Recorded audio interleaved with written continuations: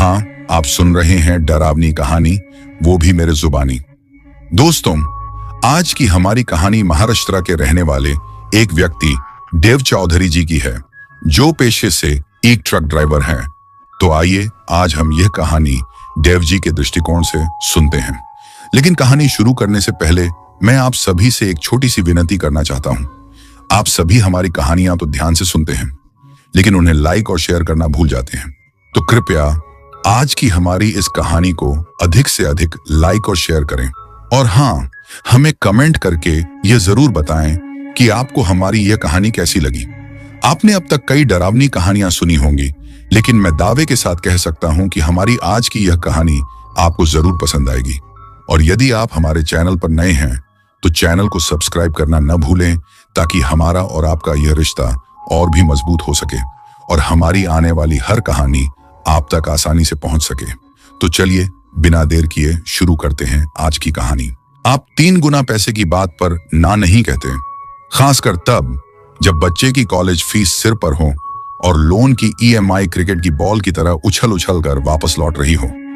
लेकिन हमेशा एक शर्त होती है। मेरी शर्त आई, जैतूनी हरे रंग के कागज में लिपटी हुई, उस पर लाल मुहर लगी थी, गोपनीय। मेरा नाम देव चौधरी है, उम्र 42 साल। एक समय में फौजी था, अब पिछले 9 सालों से लंबी दूरी के ट्रक चला रहा हूं। Tractor, tiles, turbine. एक बार तो जंगल सफारी के लिए बाघ का पिंजरा भी ले गया था।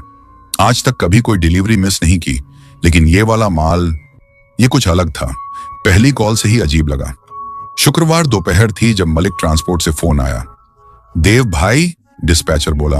आवाज कुछ ज्यादा ही औपचारिक थी। डिफेंस लॉजिस्टिक्स का कॉन्ट्रैक्ट है, security high, payment high, interest है। मैंने वही पूछा जो हमेशा पूछता हूं, माल क्या है? कंटेनर है, सील्ड, खोलना या देखना मना है। डेस्टिनेशन पर एस्कॉर्ट्स साइन करेंगे। बस। रूट हाईवे 117, सिर्फ रात में चलना है। मैं रुका। वो रूट तो मरम्मत में है, आर्मी डिलीवरी के लिए वही क्यों? उसने जवाब नहीं दिया, बस इतना बोला, 48 घंटे की डेडलाइन है, 3 गुना पेमेंट। काफिला कल रात 8 बजे पुणे यार्ड से निकलेगा। 4 ट्रक, एक जैसा माल, एक ही मंजिल। उससे ज्यादा कहने की जरूरत ही नहीं थी। मैं पहुंच गया। यार्ड में बाकी 3 ड्राइवर पहले से मौजूद थे। जुबैर खान, BSF से रिटायर्ड, निगाहें नुकीली, मिजाज शांत, बीड़ी ऐसे पीता था जैसे वो ही उसकी धड़कनों को चालू रखती हो। कल्लू भाई, असली नाम प्रकाश कल्लुलकर, 80 के दशक से सड़क पर हैं। दांतों में टूथपिक और साथ में उनका कुत्ता रुस्तम, एक काला श्वान जो आधा भेड़िया लगता था। और फिर था नवसिखिया दिनेश, जवान, घबराया हुआ, आंखें अभी भी इस धंधे के लिए ज्यादा मासूम थीं। जब मैं पहुंचा, वो अब भी अपने डैशबोर्ड की प्लास्टिक निकाल रहा था। हमने कंटेनर खुद लादे, हर एक 6 फीट लंबा, जंजीरों में बंधा, टेम्पर प्रूफ लॉक से सील, ऊपर से तिरपाल ढका हुआ। न कोई लेबल, न कोई निशान। जो सिक्योरिटी अफसर हमें मैनिफेस्ट देने आया, उसने मुस्कुराना भी जरूरी नहीं समझा, बस एक एक को सील बंद लिफाफा थमा दिया। एक नियम है, उसने कहा, हम सबको घूरते हुए, सिर्फ रात में चलना है, दिन में नहीं। साथ साथ रहना है। चैनल 14 पर बात करना, रास्ते से नहीं हटना, बिना वजह नहीं रुकना। उसने हमें शुभकामनाएं भी नहीं दी, बस यार्ड के दफ्तर की अंधेरी परछाइयों में वापस चला गया, जैसे हम कभी थे ही नहीं। निकालने से पहले हम शहर की सीमा के पास अमृत ढाबा पर रुके। मालिक एक दुबला पतला सफेद दाढ़ी वाला बूढ़ा, जिसके मुंह में एक भी दांत नहीं था, हमारी ट्रकों को घूरते हुए कुछ बड़बड़ाया। जब मैंने पैसे दिए, वो झुककर फुसफुसाया, तुम लोग आज रात 117 पर जा रहे हो?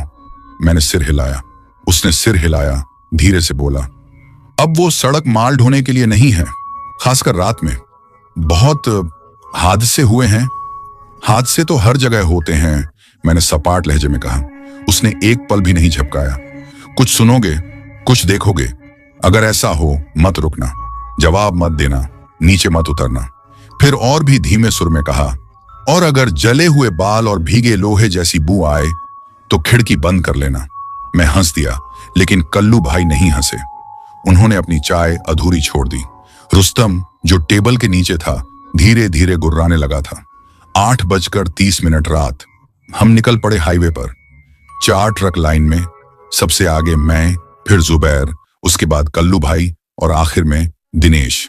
पहला घंटा शांति से गुजरा। रेडियो पर हल्की फुल्की बातचीत होती रही। दिनेश कुछ घबराए से जोक्स सुनाता रहा। जुबैर ज्यादा नहीं बोला। कल्लू भाई माइक पर पुराने आर.डी. बर्मन के गाने गुनगुनाते रहे। चांद पूरा निकला हुआ था।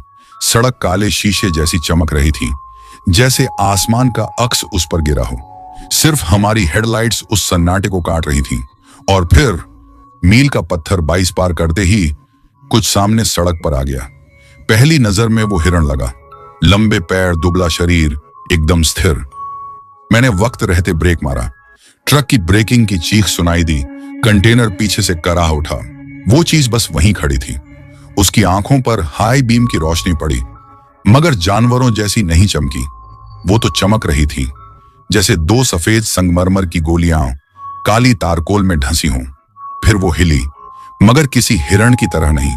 वो खड़ी थी, 2 पैरों पर, सिर्फ 2, और फिर वो गायब हो गई। झाड़ियों में ऐसे समा गई जैसे कभी थी ही नहीं। मैंने रेडियो पर बाकी ड्राइवरों को पुकारा, कोई और देखा क्या?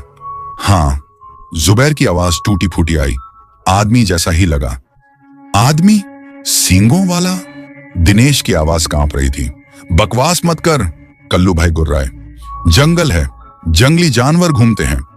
मगर कोई भी अपनी बात पर यकीन से नहीं बोला। हम चुपचाप आगे बढ़ते रहे।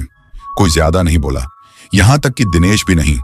माइलस्टोन 30 के पास मैं थोड़ी देर रुका, पेशाब करने। तभी मेरी नजर ट्रक के फ्रंट ग्रिल पर पड़ी। जाली के बीच कुछ फंसा था, कोई रोएंदार चीज। मगर वो आम फर नहीं था, मोटा, उलझा हुआ, और उससे हल्की जली हुई सी गंध आ रही थी। मैंने किसी को नहीं बताया, अभी नहीं। कैबिन में चढ़ते ही 2 ट्रक पीछे से रुस्तम की जोरदार भौंकने की आवाज आई। वो कल्लू भाई का कुत्ता था। और उसी पल मेरी साइड मिरर में कुछ हलचल सी दिखी। एक आदमी, लंबा दुबला, सड़क किनारे खड़ा था, मगर उसका साया नहीं था और उसका सिर पूरी तरह पीछे मुड़ा हुआ था। आप किसी आदमी को तब असली तौर पर जानते हैं जब आप उसके साथ 20 किलोमीटर अंधेरे में सन्नाटे के बीच एक ऐसी सड़क पर ड्राइव कर रहे हों जहां हवा में राख और पेशाब की बू हो। वहीं असली डर, घबराहट और भूत बाहर आते हैं। उस चीज के बाद हिरण, आदमी या जो भी वो था, हमारे बीच कुछ बदल गया था। कोई कुछ नहीं बोला, मगर सब जान चुके थे ये डिलीवरी सीधी और आसान नहीं रहने वाली। कल्लू भाई पहले बोले, चैनल 14 क्लियर है? उनका रेडियो पर स्वर गूंजा। लाउड एंड क्लियर, मैंने कहा।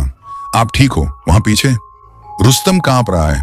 पहले कभी ऐसा नहीं देखा। सीट के नीचे दुबका है, विंडशील्ड पर घूरता है, जैसे कोई देख रहा हो उसे। जुबैर ने धीरे से कहा, मेरे साथ भी कुछ अजीब हुआ, जैसे कोई मेरी खिड़की के पास से गुजरा, पर डैश कैम में कुछ नहीं दिखा। कैबिन में अजीब सी धातु जैसी गंध है। दिनेश हंसा, हल्की घबराहट के साथ। भाई, लगता है मैंने थोड़ा पेशाब कर दिया। कोई नहीं हंसा। हमने फैसला किया कि अब पूरी रात के लिए सीबी रेडियो खुला ही रखेंगे। अगर कुछ हुआ, कोई ट्रक बंद हुआ या कुछ और बुरा, तो हम सबको फौरन पता चले। तभी कल्लू भाई ने वो बात कही जो मैं कभी नहीं भूलूंगा। तुमने कभी लद्दाख वाले किस्से सुने हैं? उनकी आवाज अब गंभीर थी। मैंने स्टीयरिंग कस के पकड़ा। आर्मी की बातें? बर्फीले तेंदुए जो तेंदुए नहीं थे? सिर्फ तेंदुए नहीं थे, उन्होंने कहा। मैं 99 में नुब्रा पोस्ट पर तैनात था। वहां लोग गायब होने लगे, जवानों के टेंट से, कुत्ते तक गायब। एक रात पोस्ट गार्ड ने फायरिंग की। बोला कोई आदमी जैसे याक की खाल पहने परिधि तार में घुस रहा था, 2 पैरों पर चलता हुआ। यानागिरी, जुबैर ने धीरे से कहा। उस शब्द ने मेरी रीढ़ में झंझनाहट भर दी। वो क्या होता है? दिनेश ने पूछा। जंगल का राक्षस, जुबैर बोला। उत्तर पूर्व की जनजातियां मानती हैं इसे। चलता है इंसान की तरह, बोलता भी है, पर इंसान नहीं होता।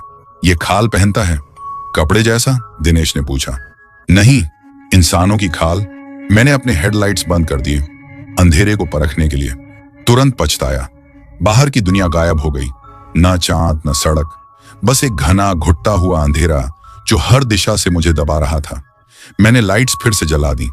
शीशे में अपना चेहरा दिखा, मगर मेरा मुंह बंद नहीं था। ऐसा फिर मत करना देव भाई, जुबैर बोले। लाइट गई तो हम मारे गए समझो। सही कह रहे हो, मैंने धीरे से कहा। हम माइलस्टोन 34 पार कर चुके थे। अब बस 3 किलोमीटर और उस जगह तक जहां जुबैर ने आगाह किया था।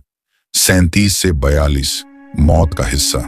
वो फिर बोला, ध्यान से सुनो सब, माइलस्टोन 37 से 42 के बीच कोई नहीं रुकेगा, चाहे कुछ भी दिखे, कुछ भी सुनाई दे।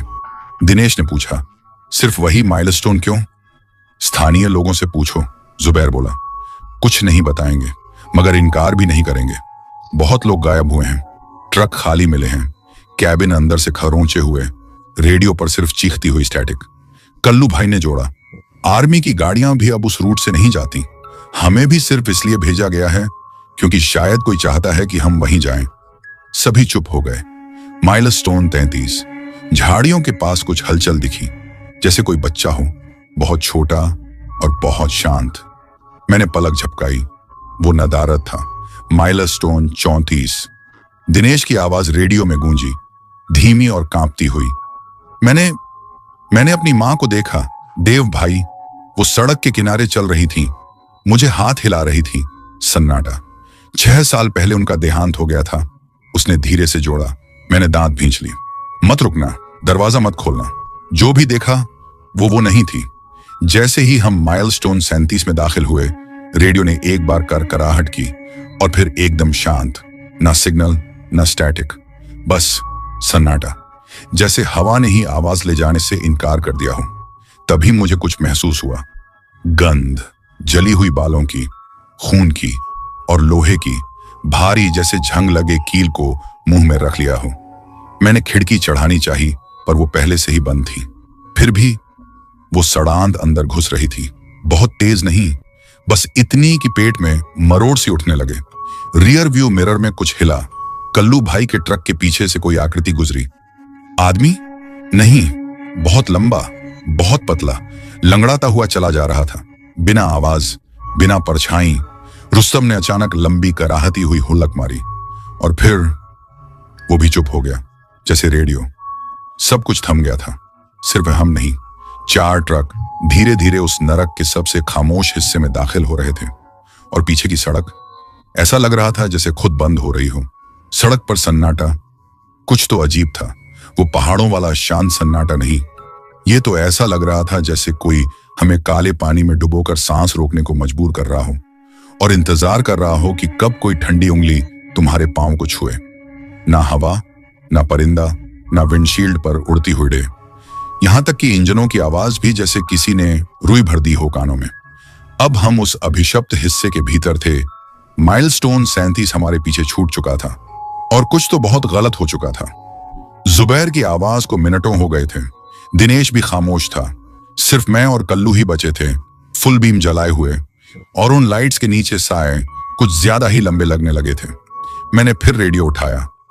जुबैर, सुन रहे हो? दिनेश, कुछ तो बोलो। कोई जवाब नहीं, सिर्फ एक धीमी सरसराहट। मैंने शीशे में झांका। जुबैर का ट्रक अभी भी मेरे पीछे था और बहुत दूर दिनेश की हेडलाइट्स टिमटिमा रही थी। तभी कल्लू की आवाज टूटी, देव भाई, दिनेश कुछ गड़बड़ कर रहा है। क्या? उसका ट्रक लहराया, लाइट्स घूम गई, लगता है रोड से बाहर चला गया है। शिट! मैंने स्टीयरिंग कसकर पकड़ लिया। हमने कसम खाई थी कि नहीं रुकेंगे। जुबैर ने चेतावनी दी थी, मगर मैं उस लड़के को उस हिस्से में अकेला नहीं छोड़ सकता था। मैंने ब्रेक मारा। मेरा ट्रक कांपता हुआ कंधे पर आकर रुक गया।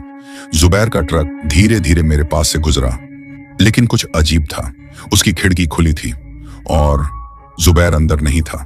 बस चलता हुआ ट्रक, स्थिर रफ्तार, हेडलाइट्स चालू, मगर ड्राइवर सीट खाली। मैं बाहर कूद पड़ा। जुबैर! मैंने चिल्लाया, मगर ट्रक बिना रुके आगे बढ़ता गया, अंधे मोड़ में गुम हो गया। तभी हॉर्न सुनाई दिया। दिनेश का ट्रक, तेज, बेसब्र, डर से पागल सा। मैं दौड़ता हुआ पीछे गया, कोई 50 मीटर, और देखा उसका ट्रक बीच सड़क में तिरछा खड़ा था। हैजर्ड लाइट्स चमक रही थीं। वो स्टीयरिंग पर झुका हुआ था। इंजन चालू, हॉर्न उसके कंधे से दबा हुआ। कैबिन लाइट जल रही थी। मैं ऊपर चढ़ा और दरवाजा पीटा। वो झटके से पीछे उछला, आंखें फटी हुई, मुंह खुला, जैसे चीखने ही वाला हो, मगर वो चुप रहा। उसने मेरी तरफ देखा भी नहीं, मेरे आर पार देख रहा था। मैंने दरवाजा खींचा। क्या हुआ?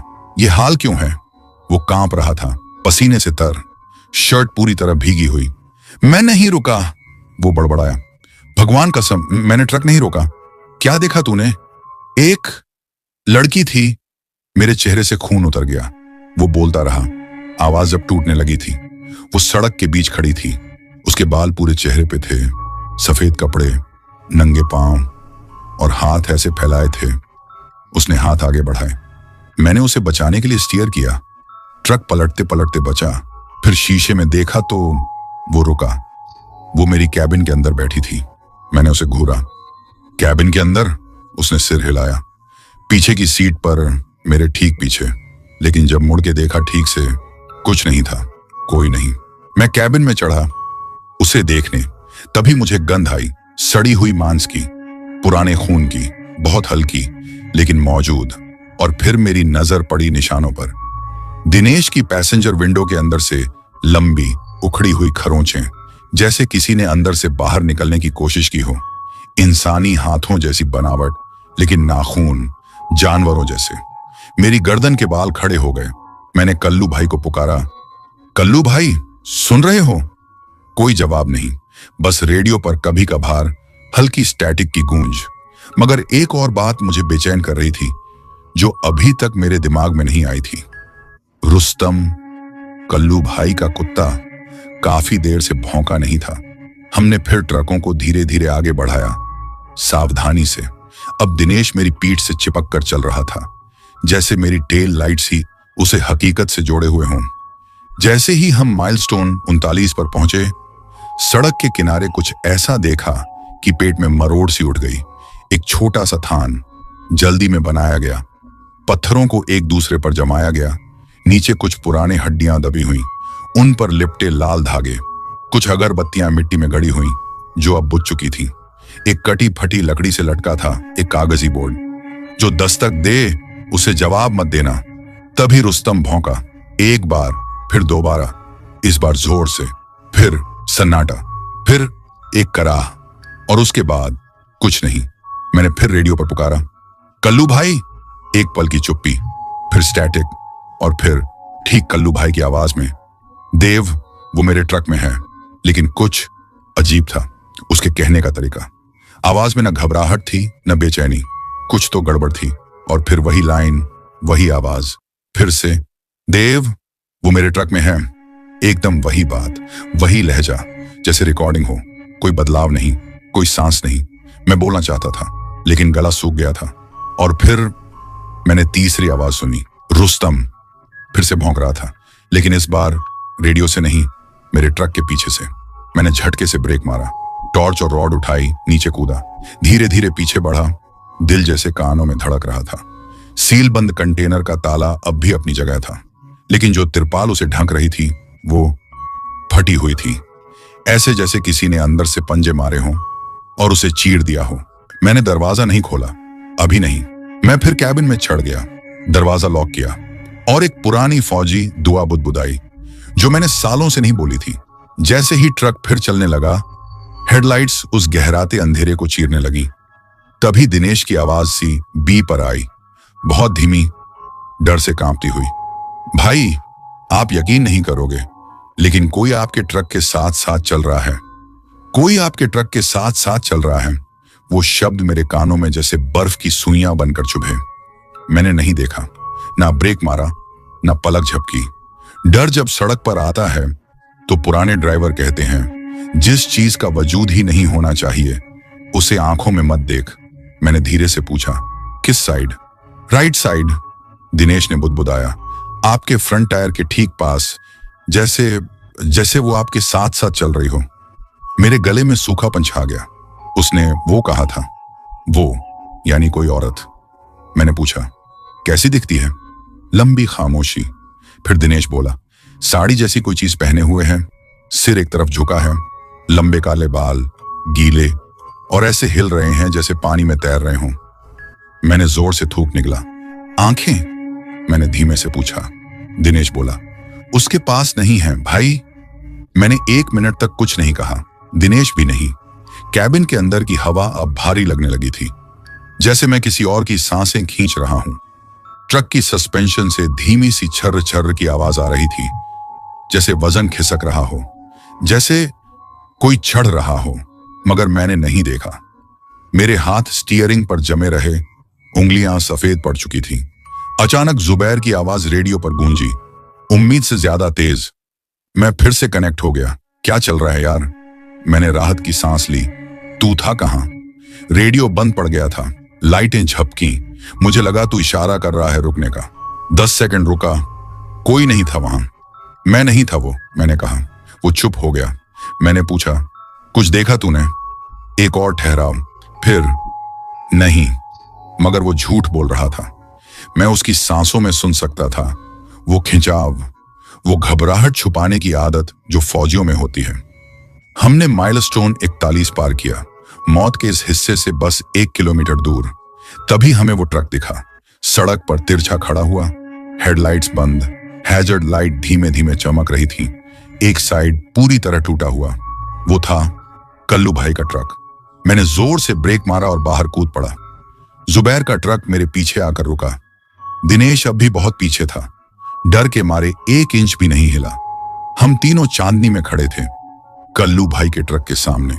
ड्राइवर साइड का दरवाजा पूरी तरह खुला हुआ, कैबिन लाइट जल रही थी, डैशबोर्ड पर टिफिन खुला पड़ा था, सब्जी अब भी हल्की गर्म, गियर लीवर से बंधी रुस्तम की चेन लटक रही थी। खाली, न ट्रक ड्राइवर न कुत्ता। लेकिन सबसे अजीब बात, मैट पर खरोंच के गहरे निशान थे, लंबे, समानांतर, जैसे किसी को सीट से नीचे खींचा गया हो। और सीट के नीचे खून का एक हल्का सा निशान, बस कुछ इंच, मगर काफी था। मैं ट्रक के पीछे की तरफ गया। कंटेनर लॉक था, सील बंद, लेकिन उसके शीशे बाहर से टूटे हुए थे, जैसे किसी चीज ने ड्राइवर को पीछे देखने से रोकना चाहा हो। जुबैर ने टॉर्च से रोड के किनारे देखा, कुछ नहीं, ना कोई हलचल, न पग चिन्ह, न रुस्तम। हम वापस अपने ट्रकों में चढ़ गए। कोई कुछ नहीं बोला, लेकिन हम सब ने महसूस किया, कल्लू भाई अब नहीं रहे, मरे नहीं, गायब हो गए। जैसे इस सड़क पर जो रहता है उसने उन्हें निगल लिया। हमने ट्रक फिर से चलाए। मैं बार बार रियर कैमरा की फीड देखता रहा। मेरी हेडलाइट्स में धूल अजीब तरीके से घूम रही थी। कभी कभी मुझे लगता जैसे कोई चीज 4 पैरों पर झपाटे से सड़क पार कर गई हो, बहुत तेज, असाधारण रूप से तेज। तभी सीबी रेडियो में बजाया, खुला माइक, धीमी सरसराहट, और फिर एक आवाज, ना दिनेश की, ना जुबैर की, कल्लू भाई की। देव, तू मुझे पीछे छोड़ आया। मैं जम गया। वो वही था, वही आवाज, वही लहजा, वही उतार चढ़ाव। फिर दोबारा, देव, तू मुझे पीछे छोड़ आया। फिर एक हंसी, सूखी, खोखली, इंसानी नहीं। और फिर आखिरी शब्द, अब वो मुझे पहन चुकी है। क्लिक, सन्नाटा। जुबैर खामोश। दिनेश ने अपने ट्रक की सारी लाइट्स बंद कर दी थी। अब वो सिर्फ मेरी हेडलाइट्स के सहारे चला रहा था। खिड़की से बाहर झांकने की हिम्मत नहीं थी उसमें, और मैं उसे दोष नहीं देता, क्योंकि माइलस्टोन 42 के पास पहुंचने से ठीक पहले मैंने एक पल के लिए बगल में नजर डाली, बस 1 सेकंड, और देखा मैं खुद अपने ट्रक के साथ साथ चल रहा था। वही जैकेट, वही दाढ़ी, वही लंगड़ाकर चलने का अंदाज, लेकिन उसकी आंखें सफेद चमक रही थी। एक आदमी के गायब होने के बाद जो सन्नाटा आता है, वो चीखों वाला नहीं होता, ना ही वो हड़बड़ी वाला जैसा आप सोचते हो। वो ऐसा होता है जहां कोई कुछ नहीं कहता, जहां बस अपने गियर शिफ्ट की हल्की खड़खड़ाहट और टायरों की सड़क से रगड़ की आवाज सुनाई देती है। बस वही हुआ जब हमने कल्लू भाई का ट्रक पीछे छोड़ा।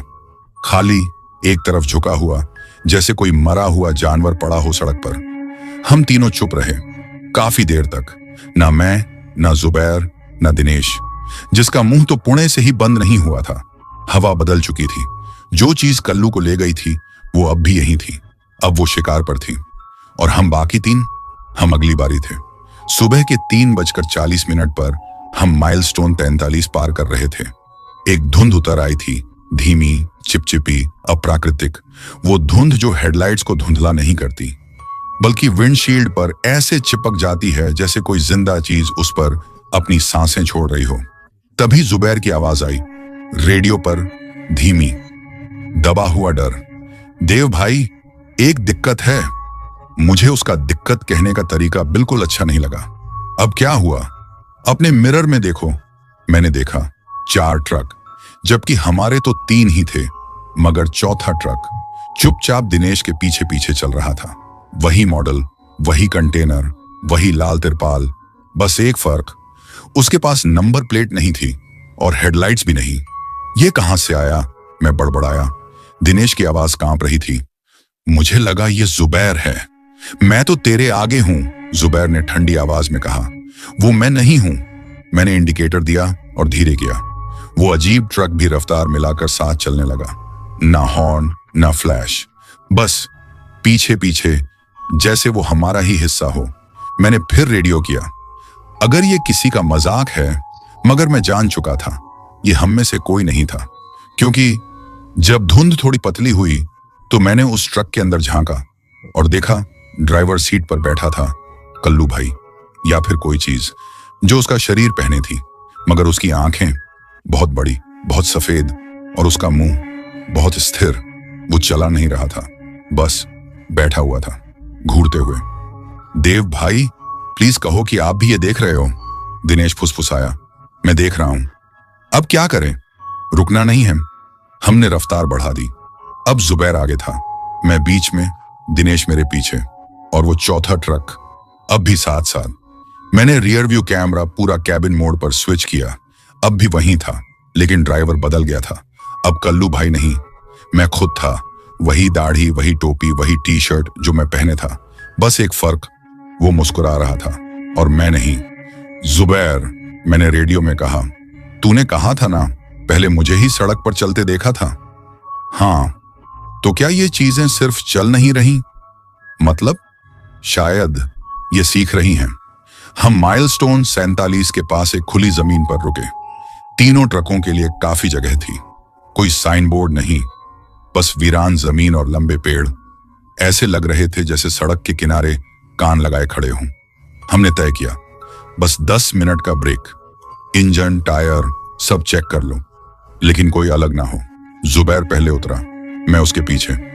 दिनेश अब भी कैबिन में जैसे जमा हुआ हो, उसे दोष नहीं दे सकता। जैसे ही जमीन पर पैर रखा, कुछ अजीब महसूस हुआ। कल्लू भाई का ट्रक पहले से वहां खड़ा था, उसी तरह, सामने की तरफ, ठीक वैसा ही जैसा हमने उसे 30 किलोमीटर पीछे छोड़ा था। मैंने जुबैर की ओर देखा, उसने मेरी तरफ। कोई कुछ नहीं बोला, क्योंकि हम जानते थे कुछ सवाल पूछना नहीं चाहिए जब उनके जवाब जानना डरावना हो। तभी हमें घुरघुराने की आवाज आई, गहरी, खुरदरी, मेरे ट्रक के नीचे से। रुस्तम, वो रेंगता हुआ बाहर आया, कीचड़ से सना हुआ, कांप रहा था, मगर जिंदा। उसकी आंखें इधर उधर दौड़ रही थीं, पूंछ दबाए हुए, कान झुके हुए। मैं झुका। रुस्तम, तेरे मालिक कहाँ हैं? वो पीछे हट गया, फिर वहीं रुक गया और सीधे देखने लगा जुबैर के ट्रक के पैसेंजर साइड को। जुबैर ने दरवाजा खोलने के लिए हाथ बढ़ाया। मैंने उसकी कलाई पकड़ ली। मत खोल! वो जम गया, मगर देर हो चुकी थी। हमने दोनों ने सुना उसके कैबिन के अंदर से कल्लू भाई की आवाज, जुबैर प्लीज मदद कर, यहां अंधेरा है। फिर, मैं देख नहीं पा रहा, प्लीज मुझे बाहर निकालो। जुबैर का चेहरा पीला पड़ गया। ये उसकी आवाज है, वो नहीं है, मैंने कहा। फिर वही आवाज, अब ट्रक के नीचे से, देव, मैं यहां हूं, उन्होंने मुझे फंसा लिया, तू छोड़ गया। और फिर पेड़ों के पीछे से, देव। फिर सीबी स्पीकर से, देव। और फिर मेरे सीने के भीतर से, इतनी धीमी कि लगा सपना है, देव। रुस्तम भागा, बाहर नहीं, ट्रक की तरफ, गुस्से में भौंकता हुआ, घुर्राता हुआ, जैसे कुछ नोच निकालना हो। वो छलांग मारकर पैसेंजर सीट में चढ़ गया। काटने खींचने की आवाजें, और फिर सन्नाटा। जुबैर दौड़ा, मैं उसके पीछे। कैबिन खाली, रुस्तम फिर गायब। सिर्फ सीट पर गीलापन, गाढ़ा, गहरा लाल खून। इंसानी नहीं, मगर खून। जुबैर ने दरवाजा बंद किया, एक शब्द नहीं बोला। मैंने पूछा भी नहीं। हम फिर चढ़े, ट्रक चलाए। वो चौथा ट्रक गायब, मगर उसकी जगह 4 गीले पैरों के निशान, बीच सड़क पर, सीधे उत्तर की ओर जाते हुए, 2 पैरों पर। अब हम सिर्फ ड्राइवर नहीं थे, हम शिकार थे। माइलस्टोन 48 के बाद ये और भी साफ हो गया, जब रेडियो खुद से बात करने लगा। ना स्टैटिक, ना कोई कटे फटे सिग्नल, बल्कि पूरी बातचीत उन आवाजों से जो अब इस दुनिया में नहीं थी। शुरुआत ऐसे हुई, हम तीनों चुपचाप रोल कर रहे थे। सड़क अब एक सूखे अनजान जंगल से होकर मुड़ रही थी। जुबैर मुझसे 300 मीटर आगे था, दिनेश पीछे डर के मारे मेरी हेडलाइट्स से चिपका हुआ। सीबी में एक हल्की सी क्रैकलिंग हुई।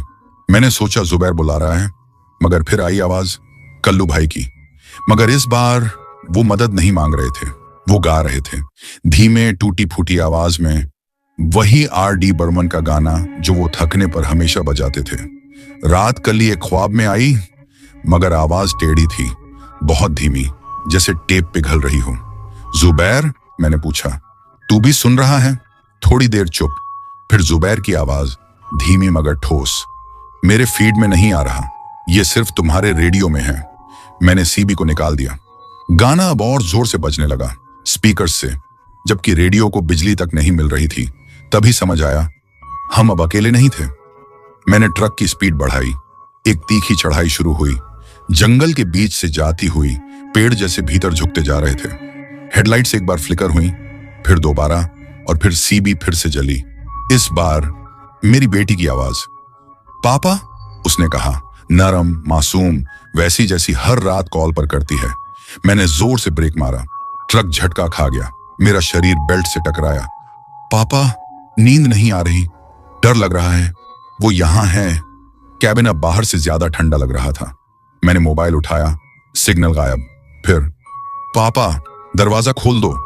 टक टक, हल्की सी दस्तक, पैसेंजर साइड से, ना तेज ना गुस्से में, बस एक बच्ची की मासूम दस्तक। मैंने देखा नहीं, हिला नहीं, पलक भी नहीं झपकी, मगर मैंने उसकी सांसें महसूस की मेरी गर्दन पर। जुबैर की आवाज आई, ड्राइव करते रहो, उसकी बात मत सुनो, उसे मेरी बेटी का नाम पता है, सबको पता होता है, उसने कहा। यही तो उनका खेल है। हम आगे बढ़ते रहे। फिर दिनेश की आवाज, वो रो रहा था। भाई, मैंने अपना ही ट्रक देखा, सड़क किनारे खड़ा था, लेकिन मैं तो अपने में बैठा हूं। ये कैसे हो सकता है? तू रुका तो नहीं ना? नहीं, लेकिन अंदर से मेरी ही आवाज आ रही थी, कह रही थी कि एक्सीडेंट हो गया है, अंदर फंसा हूं, मदद चाहिए। बस यही तरीका है उनका। मैंने कहा, तेरी आवाज, तेरा चेहरा, तेरी यादें, बस एक बार बाहर निकला, वो तुझे ले जाते हैं। कुछ मिनट बाद कुछ और अजीब हुआ। जुबैर फिर रेडियो में बोला, देव, मैं तेरे पीछे हूं। क्या? तू मुझे 10 मिनट पहले क्रॉस कर गया, मैंने तेरा ट्रक जाते देखा। नहीं यार, तू मेरे आगे है, पीछे देखो। मैंने देखा, जुबैर का ट्रक गायब था, सिर्फ दिनेश की हेडलाइट्स दूर कहीं टिमटिमा रही थी। जुबैर, मैंने धीरे से कहा, अगर तुम पीछे हो तो फिर मेरे आगे कौन है? कोई जवाब नहीं।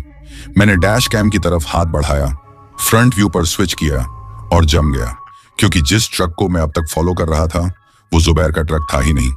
नंबर प्लेट गायब थी, टेल लाइट्स कुछ ज्यादा ही तेज थी, ड्राइवर की परछाई कुछ अजीब थी, वो इंसान जैसा दिख रहा था। जब तक उसने अपना सिर घुमाया, पूरा 180 डिग्री, बिना शरीर घुमाए, बस गर्दन उल्लू की तरह, और फिर मुस्कुराया। मैंने झटके से ट्रक को बाईं ओर मोड़ा, लगभग पलटते पलटते बचा। वो नकली ट्रक सीधे जंगल की झाड़ियों में घुस गया और गायब हो गया। न कोई टक्कर, न लाइट्स, बस गायब। 15 मिनट बाद हम एक टूटी फूटी सड़क के किनारे एक छोटी सी खुली जगह पर फिर से मिले। वहां एक जंग लगा हुआ बोर्ड लटक रहा था, उस पर कोई शब्द नहीं थे, बस हवा में टेढ़ा मेढ़ा झूलता हुआ लोहे का टुकड़ा। मैं कांपते हुए नीचे उतरा, जुबैर भी। दिनेश नहीं उतरा, वो बस अपनी सीट पर बैठा रहा, स्टीयरिंग कसकर पकड़े हुए, जैसे वही उसे होश में रखे हुए था। जुबैर ने बीड़ी सुलगाई, उसके हाथ कांप रहे थे।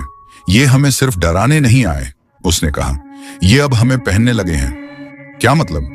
मैंने तुम्हें देखा देव, मेरे ट्रक के पीछे चलते हुए, एक बार नहीं 2 बार, वही चाल, वही जैकेट, सिर्फ एक चीज गलत थी, तुम्हारी मुस्कान। मैं चुप रहा, क्योंकि मैंने भी उसे देखा था, 1 से ज्यादा बार। फिर उसने वो बात बताई जिससे मेरी रूह तक कांप गई। 2014 में अरुणाचल में था, एक बहुत दूर दराज इलाके में। एक मोनपा आदिवासी ने मुझे एक कहानी सुनाई थी। उसने कहा, एक प्राणी है, यानागरी, भुला दिए गए लोगों की हड्डियों से जन्मी, ये तुरंत नहीं मारता, पहले नकल करता है। नकल? तुम्हारी आवाज, तुम्हारी आदतें, तुम्हारा चेहरा, जब तक तुम्हारे अपने भी फर्क नहीं कर पाते कि असली कौन है। और फिर एक दिन असली तुम बस गायब। मैंने चारों ओर देखा, न कोई जानवर, न कीड़े, यहां तक कि पत्ते भी नहीं हिल रहे थे। बस ठंडी जमीन, कुहासा और एक हल्की सड़ी गंध। उस रात मैं नहीं सोया, पलकों तक को ज्यादा देर बंद नहीं किया, क्योंकि हर बार जब आंख बंद करता तो खुद को देखता, घूरते हुए, मुस्कुराते हुए। लेकिन वो मैं नहीं था। पहले लगता था मशीनें सबसे भरोसेमंद चीज होती हैं, अगर उन्हें तेल दो, समय पर ठीक करो तो कभी धोखा नहीं देती। पर उस रात सब उलट गया, क्योंकि जब स्किन वॉकर अपना खेल शुरू करता है तो स्टील भी चीख सकता है। हम फिर चल दिए। अब कोई बात नहीं कर रहा था, यहां तक कि रेडियो भी चुप थे, पूरी तरह शांत नहीं, बस चुप, जैसे कुछ सुनने की कोशिश कर रहे हों। दिनेश हमारे पीछे पीछे था, अब भी इतना डरा हुआ कि रुक भी नहीं पा रहा था। मैं और जुबैर पेड़ों को, शीशों को, यहां तक कि अपनी उंगलियों को भी देखते रहे। यकीन नहीं हो रहा था कि ये अब भी हमारे अपने हैं या नहीं। मील का पत्थर 51 पार करते हुए एक छोड़ा हुआ पेट्रोल पंप दिखा, आधा गिरा हुआ, दीवारों पर जलने के निशान और अजीब धब्बे। शीशे अंदर की तरफ टूटे हुए थे। बाहर कुछ जूते पड़े थे, छोटे छोटे बच्चों के, लेकिन कहीं जाने के कोई निशान नहीं थे। तभी दिनेश ने हॉर्न बजाना शुरू किया, लंबे, तेज, बेहद असमान। मैंने शीशे में देखा, उसका ट्रक एक तरफ झुक रहा था, फिर संभल रहा था, जैसे वो रुकना चाहता हो, पर स्टीयरिंग उसे रोक रही हो। फिर आई चीख, पीछे का दरवाजा खोलो, वो कहती है भूख लगी है, कल्लू भाई कहते हैं खोल दो। मेरी रगों में बर्फ सी दौड़ गई।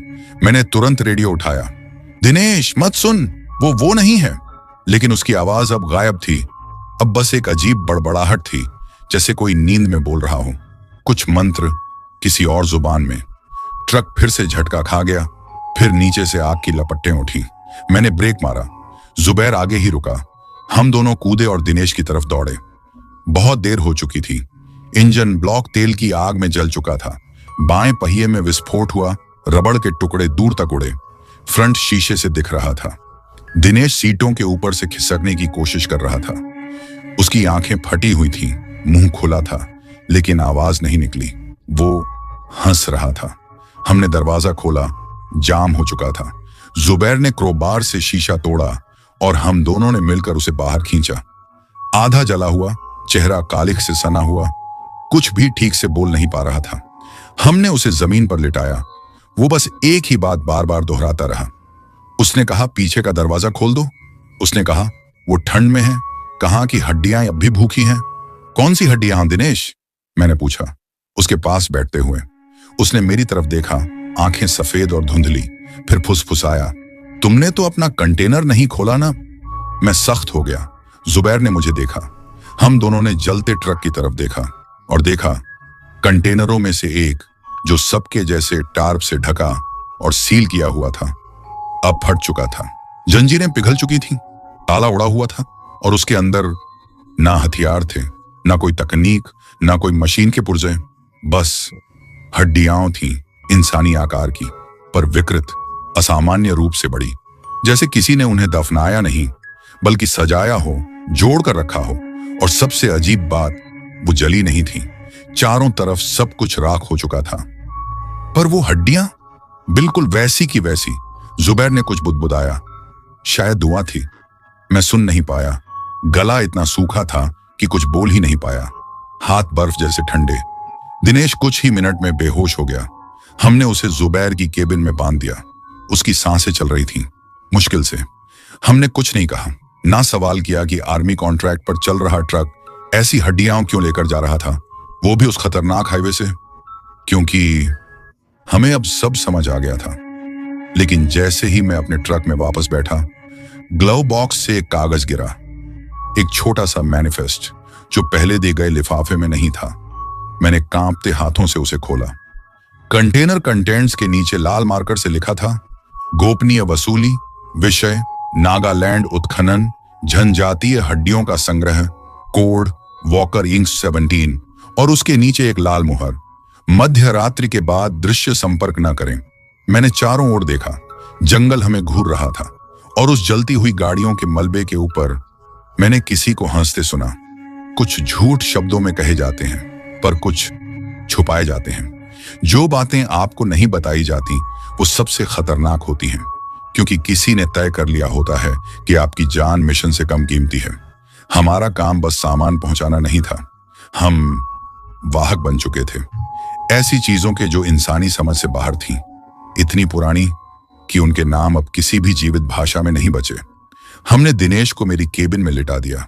वो अब भी बेहोश था, पर बड़बड़ा रहा था किसी अनजानी भाषा में, जैसे कोई मंत्र हो, लेकिन लय कुछ अलग थी, बहुत तेज, बहुत बहती हुई, जैसे उसका दिमाग किसी और की आवाज पकड़ने की कोशिश कर रहा हो। अब हमारे पास 2 कंटेनर बचे थे, दोनों सील थे। जब पास जाते तो उनमें से धीमी धीमी सांसों जैसी गूंज सुनाई देती, बिजली नहीं, श्वास जैसी, जैसे कोई गहरी नींद में हो और धीरे धीरे सांस ले रहा हो। हम एक टूटे हुए टोल बूथ के पास रुके। बूथ बिखरा पड़ा था, झाड़ियां हर तरफ उग आई थीं, तारें लटक रही थीं, छिपने के लिए सही जगह अगर हम ही शिकार ना होते। जुबैर मेरे पास बैठ गया, बीड़ी जलाने की कोशिश की, हाथ कांप रहे थे। धीरे से बोला, मुझे कुछ बताना है। मैंने कहा, बोलो। मैं सिर्फ सामान ढोने वाला नहीं था, जुबैर ने कहा, हमेशा नहीं। पहले मैं संवेदनशील सामान ट्रांसपोर्ट करता था, नॉर्थ ईस्ट सेक्टर में। सरकारी कॉन्ट्रैक्ट्स थे, ज्यादातर समय बोरिंग सामान होता, उपकरण, दंगा नियंत्रण की चीजें, फॉरवर्ड यूनिट्स के लिए राशन। वो रुका, फिर धीरे से बोला, पर एक बार, सिर्फ एक बार मुझे एक प्रतिबंधित खुदाई स्थल से कुछ ले जाने को कहा गया, मोन जिले से। मोन? नागालैंड वाला? उसने चुपचाप सिर हिलाया। एक भूस्खलन हुआ था और उससे एक पुराना दफन कब्रिस्तान खुल गया। जनजातीय बुजुर्गों ने उसे बंद करने की कोशिश की। उन्होंने कहा, वो जमीन शापित है, एक भूली हुई जाति का आखिरी ठिकाना। उन्हें जिंदा दफन किया गया था, मुखौटे पहनाकर। मुखौटे? सजावटी नहीं, अनुष्ठानिक, हड्डियां सीधे त्वचा में जमी हुई। कुछ लोग कहते थे वो मरे नहीं थे, बस सो रहे थे। मेरी रूह कांप गई। मैंने धीरे से पूछा, तुम्हारे ट्रक में क्या था? वो मेरी तरफ देखने लगा, फिर फुसफुसाया, जो हमारे ट्रकों में है वही। मैं कुछ नहीं बोला, बस पेड़ों की तरफ देखने लगा। एक लंबी खामोशी के बाद जुबैर ने अपनी जैकेट की भीतरी जेब से कुछ निकाला। एक पुराना मोड़ा तोड़ा प्लास्टिक पैकेट, पीला पड़ चुका था। उस पर एक धुंधली सरकारी मुहर थी, आर्चाइव, एनी एक्सह्यूमेशन प्रोजेक्ट। उसके अंदर 3 चीजें थीं। एक ब्लैक एंड व्हाइट फोटो, एक गड्ढा जिसमें इंसानी हड्डियां सजी हुई थीं, बिल्कुल गोल आकृतियों में, कुछ इतनी बड़ी थीं कि इंसानी नहीं लगती थीं। 2, हाथ से बना एक नक्शा, हमारी रूट, हाईवे 117, लाल रंग में निशान लगा हुआ। 3, और एक नोट, यात्रा 4 बजे से पहले पूरी होनी चाहिए। किलोमीटर 37 से 42 के बीच कोई रुकावट नहीं।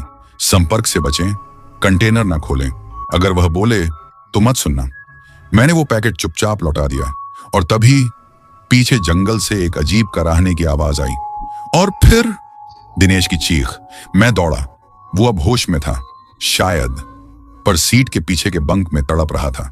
उसकी आंखें पलटी हुई थी, मुंह खुला था, लेकिन आवाज जो निकल रही थी वो सही नहीं थी। वो एक औरत की आवाज थी, पहचानी हुई, मेरी बीवी की, सीमा की। देव, दरवाजा खोलो, मुझे अंदर आने दो, बहुत ठंड है। मैं जम गया। वो मुझे घूर रहा था, पर अब भी बेहोश था। फिर से वही आवाज, देव, क्या पहचानते नहीं? मैं हूं सीमा। बहुत ठंड है यार, दरवाजा खोलो। जुबैर अंदर आया। उसने दिनेश को एक जोरदार थप्पड़ मारा। आवाज तुरंत बंद और दिनेश ऐसे गिरा जैसे कुछ हुआ ही नहीं, हल्की खर्राटे की आवाज के साथ गहरी नींद में। जुबैर बोला, बाकी का मैनिफेस्ट जला दो, कोई यकीन नहीं करेगा और करना भी नहीं चाहिए। मैंने विरोध नहीं किया, पर मैंने वो कागज नहीं जलाया। मैंने उसे अपनी जैकेट में छिपा लिया, क्योंकि कहीं ना कहीं मुझे पता था अगर हम वापस ना आए तो किसी को जानना चाहिए। हमने फिर ट्रक चलाया, बिना हेडलाइट्स, सिर्फ छोटे मार्कर लाइट्स। खतरा था, पर ध्यान न खींचने का यही एक तरीका था। जंगल फिर से बदलने लगा। पेड़ असहज रूप से ऊंचे, टहनियां हवा के विपरीत दिशा में हिल रही थीं और वो बदबू वापस आ गई, लोहे जैसी, गीली मिट्टी जैसी, मानो कोई लाश बारिश में दफन हो गई हो, अब बाहर निकलने की कोशिश कर रही हो। माइलस्टोन तिरपन पर सड़क बदल गई, पहले कंकड़, फिर धूल और फिर पत्थर, पुराने इंसानी हाथों से जमाए गए। हर पत्थर पर अजीब से निशान, जैसे जलाकर उकेरे गए हों। हमारी लाइट्स की हल्की किरणों में वो हल्के हल्के चमक रहे थे। मैंने कुछ नहीं पूछा, जुबैर ने कुछ नहीं बताया, पर मैंने देखा जब उसने गियर बदला, उसकी उंगलियां कांप रही थीं। मैंने पूछा, हम ये सामान कहां पहुंचा रहे हैं? वो चुप रहा। फिर से पूछा, कोई जवाब नहीं। फिर उसने धीरे से कहा, हम पहुंचा नहीं रहे, लौटा रहे हैं। गला सूख गया। लौटा रहे हैं किसे? जुबैर की आवाज आई, ठंडी बर्फ जैसी। उसे जो दफन था। हमें यह रास्ता कभी तय नहीं करना था। ये रास्ता हमारा नहीं, उनका है। और फिर जैसे ही पेड़ों की घनी परत पतली हुई, मैंने देखा सामने कुछ उभर रहा था। एक टीला, प्राकृतिक नहीं, हड्डियों से ढंका हुआ। सड़क गायब होने लगी थी, एकाएक नहीं, धीरे धीरे। तारकोल से कंकड़, कंकड़ से पत्थर, पत्थर से मिट्टी, जैसे जमीन खुद हमें आगे बढ़ने से रोक रही हो, जैसे रास्ता कह रहा हो, अब बहुत हुआ, यहीं रुको। जुबैर ने कुछ नहीं कहा, बस चुपचाप चला रहा था, आंखें आगे टिकी हुई, होंठ धीमे धीमे कुछ बड़बड़ा रहे थे, शायद दुआ या चेतावनी। बगल में दिनेश बेहोश पड़ा था, कभी कभी झटके लेता, जैसे उसके अंदर कुछ कस्तों में जाग रहा हो। मैं बार बार साइड मिरर चेक कर रहा था, लेकिन अब परछाइयां पीछे नहीं थी, वो हमारे साथ चल रही थी। कैबिन के अंदर माइल 46 के पास हमने देखा रोशनी, एक ढाबा, इस वीराने में, बीच जंगल के, न कोई साइन बोर्ड, न नाम, बस 2 ट्यूब लाइटें झिलमिलाती हुई, एक जंग लगी टिन की छत और सामने एक टूटी हुई लकड़ी की पट्टी। शुद्ध शाकाहारी, लाल रंग में आधा मिटा हुआ। जैसे ही ट्रक रोका, ताजे पराठों की खुशबू ने मुझे घेर लिया, पर मैं जानता था ये एक जाल था। जुबैर ने फिर भी कुछ नहीं कहा, बस ट्रक पार्क किया, जैसे कोई डोर उसे खींच रही हो। मत चलो अंदर, मैंने कहा, लेकिन तब तक वो कैबिन से नीचे उतर चुका था, धीरे धीरे उस खुले ढांचे की तरफ बढ़ते हुए। मैं भी पीछे गया। अंदर का नजारा जैसे कोई सपना, साफ, चमकदार, एकदम सजीव और किसी अजीब वजह से आरामदायक। सिर्फ एक वेटर, एक बूढ़ा आदमी, सादा सफेद कुर्ता, पतली काया, पीले होंठ और आंखें कुछ ज्यादा ही चमकीली। वो मुस्कुराया। 2 लोगों के लिए टेबल, मैंने घूरते हुए कहा। हम बस चाय के लिए आए हैं, उसने सिर हिलाया। हम बैठे उससे पहले ही उसने चाय परोस दी। न कोई गैस की आवाज, न कोई केतली, बस भाप उठती हुई किसी अदृश्य जगह से। मैंने कप को हाथ तक नहीं लगाया। जुबैर ने बिना हिचक पी ली और तभी मेरी नजर काउंटर के पीछे लगी एक फोटो पर पड़ी। ब्लैक एंड व्हाइट तस्वीर, उसी वेटर की, वही चेहरा, वही कुर्ता। नीचे लिखा था, स्मृति में 1982 की किचन, आग में खोया गया स्टाफ। मेरा दिल धक से रह गया। मैं इतनी तेजी से उठा कि कुर्सी जमीन पर गिर गई। जुबैर टस से मस नहीं हुआ। दिनेश कहाँ है? मैंने पूछा।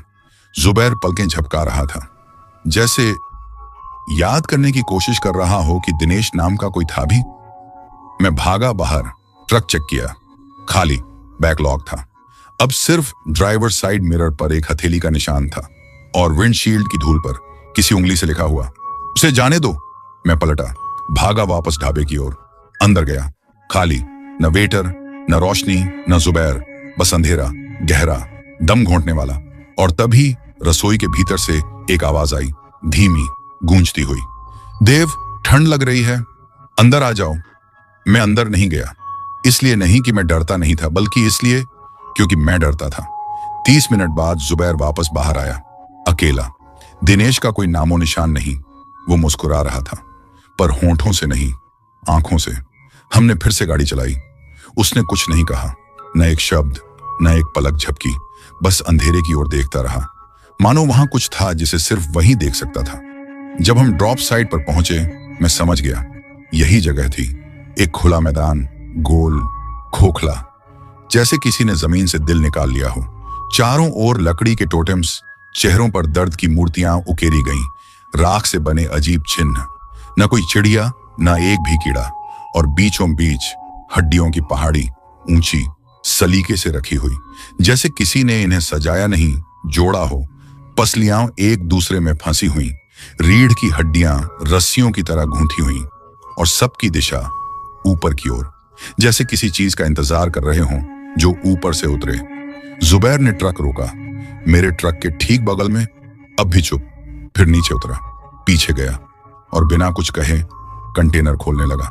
मैं दौड़ा उसे रोकने। देर हो चुकी थी। दरवाजा खुला और साथ ही अंदर से निकली गर्म और गीली भाप की सांस जैसी आवाज। और कंटेनर के अंदर सिर्फ हड्डियां नहीं थी, कुछ बन रहा था। एक आकृति, लगभग इंसानी, पर उसकी त्वचा धड़क रही थी। चेहरा साफ, बिना पहचान, तब तक जब तक उसने मुझे नहीं देखा। और फिर उसने मेरा चेहरा पहन लिया। मैं पीछे लड़खड़ा गया। जुबैर धीरे से मुड़ा। उसकी गर्दन चटक रही थी, त्वचा किनारों से उखड़ रही थी, जैसे कोई पसीने से भीगा हुआ नकाब गल रहा हो। फिर उसने मुस्कुराया, चौड़ा, जबरदस्ती का, गलत। और फिर उसने बोला, पर अपनी आवाज में नहीं, मेरी आवाज में। तू मुझे घर ले आया देव। उसी पल मुझे यकीन हो गया, जुबैर अब जिंदा नहीं था, और जो कुछ उसके भीतर था अब बाहर आ चुका था। जो मेरे सामने खड़ा था वह था वॉकर। और सबसे अजीब बात, पहली चीज जो मैंने महसूस की वो डर नहीं था, न वो थी दिशन गलतियां, अपराध बोध। क्योंकि कहीं ना कहीं दिल के किसी कोने में मैं जानता था जुबैर को यहां तक नहीं आना चाहिए था, हमें में से किसी को भी नहीं। लेकिन मैं उन्हें यहां लाया। मैं ही था जो काफिले का अगुवा बना। मैं ही था जिसने सबको आगे धकेला। और अब वो चीज जो जुबैर की त्वचा पहने खड़ी थी, मुझे ऐसे देख रही थी जैसे मैं उसका कोई पुराना दोस्त हूं। हड्डियों की वो पहाड़ी अब चमक रही थी, नहीं तेज नहीं, बस हल्की, जैसे राख के नीचे अंगारे हों, जैसे किसी चीज की सांसें हड्डियों के भीतर से आ रही हों। तभी मेरा ट्रक, मेरा कंटेनर हिलने लगा, धीरे से, फिर तेज दर, जब तक पूरा ट्रेलर कांपने नहीं लगा, जैसे अंदर कोई चीज बाहर निकलना चाहती हो। जुबैर आगे बढ़ा, लेकिन उसका चलना सही नहीं था। बहुत स्मूथ, कोई वजन नहीं, कोई आवाज नहीं, जैसे वो जमीन को छू ही नहीं रहा हो। देव, उसने कहा, मेरी ही आवाज में, बिल्कुल सटीक। तू पूरी राह मेरा साथ देता रहा, चल इसे भी साथ खत्म करें। मैं धीरे धीरे पीछे हटा, नजर उस खुले कंटेनर पर। अंदर जो था वो अभी बन रहा था। उसके हाथ उल्टी दिशा में मुड़े थे, सिर उल्टा था, लेकिन फिर भी वो मेरा रूप ले रहा था। पीछे से ट्रक के स्पीकर से दिनेश की आवाज गूंजी, वो अब अंदर है, सबके अंदर। मेरे सीबी रेडियो में भी मेरी बेटी की आवाज गूंजी, पापा उन्हें मत छोड़ो, आपने वादा किया था। और तभी जुबैर की असली आवाज कहीं से, किसी तरह सभी आवाजों को चीरती हुई आई, कर दे देव, आग लगा दे। मैं टूट गया, भागा, कैबिन में चढ़ा, डैशबोर्ड के नीचे फ्यूज पैनल खोला। पुरानी आदत, आर्मी में सीखा हुआ किल स्विच। लेकिन इस बार मैंने सिर्फ इंजन नहीं काटा, मैंने सब कुछ जलाने की तैयारी कर ली। छिपे हुए पेट्रोल के जेरी कैन निकाले, पूरी कैबिन, इंजन, टायर, हर जगह पेट्रोल उड़ेला। अब हवा सामान्य नहीं थी, उसमें आवाजें थीं, कल्लू, दिनेश, जुबैर, मेरी पत्नी, मेरी बेटी, यहां तक कि मैं खुद, गिड़गिड़ाते हुए, रोते हुए, चिल्लाते हुए, रोकने की कोशिश करते हुए। लेकिन मुझे पता था, अगर किसी स्किन वॉकर को असल रूप में आने से रोकना है तो उसे शक्ल ही मत लेने दो। मैंने कंटेनर का दरवाजा पूरी ताकत से बंद किया, ताला लगाया, तिरपाल को पेट्रोल से भिगोया और अपनी आखिरी फ्लेयर फेंक दी। फिर मैं भागा, पूरे दम से, फेफड़े जैसे जल रहे थे, टांगें सुन्न, पेड़ों की सीमा तक दौड़ता चला गया। विस्फोट हुआ, जैसे आग और गड़गड़ाहट की एक पूरी दीवार ने धरती को चीर डाला। धातु चिल्लाई, हड्डियां फटी, और फिर आग, एक जलती हुई मीनार की तरह, जो उस श्रापित जमीन के हर डरावने इंच को उजागर कर रही थी। और उस धमाके के बीच एक चीख, इंसान की नहीं, सिर्फ आवाज नहीं, दुख, जैसे कोई बहुत पुराना कुछ मर गया हो, या शायद उसे जन्म लेने से रोक दिया गया हो। उसके बाद सब धुंध है। मुझे याद नहीं मैं कब गिरा, मुझे याद नहीं अग्निशमन दस्ते कब पहुंचे, या मिलिट्री की जीपें, या वो नकाब पहने लोग, या स्ट्रेचर। मैं 3 दिन बाद होश में आया। जिला अस्पताल, महाराष्ट्र की सीमा पर, साफ सुथरा बिस्तर, बाह में 4, दरवाजे पर एक अधिकारी। जब मैंने जुबैर, दिनेश और ट्रकों के बारे में पूछा, उन्होंने बस इतना कहा, सर, हाईवे 117 पर किसी भी काफिले का कोई रिकॉर्ड नहीं है। मैं हंसा, बहुत जोर से, बहुत देर तक, जब तक अंदर से चुभने नहीं लगा। फिर उन्होंने मुझे बेहोश कर दिया, शांत करने के लिए। लेकिन एक चीज मैं बचा ले आया था, मेरा डैश कैम। वो मेरी जैकेट की जेब में था, या शायद उन्होंने जानबूझकर रहने दिया, देखने के लिए क्या मैं इतना मूर्ख हूं कि चलाऊं। मैं था और मैंने चलाया।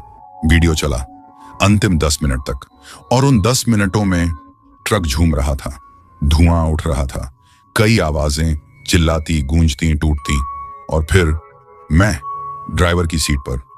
न कोई पलक झपकना, न कोई हरकत, बस सीधा घूरता हुआ अंधेरे में कहीं आगे। आखिरी दृश्य, मैं अस्पताल के बिस्तर पर सो रहा हूं और मेज पर रखे रेडियो से धीमी टूटी फूटी आवाज में मेरी ही आवाज गूंजती है, देव, तू मुझे वहीं छोड़ आया। तो दोस्तों, ये थी आज की खौफनाक कहानी। कैसी लगी कमेंट में जरूर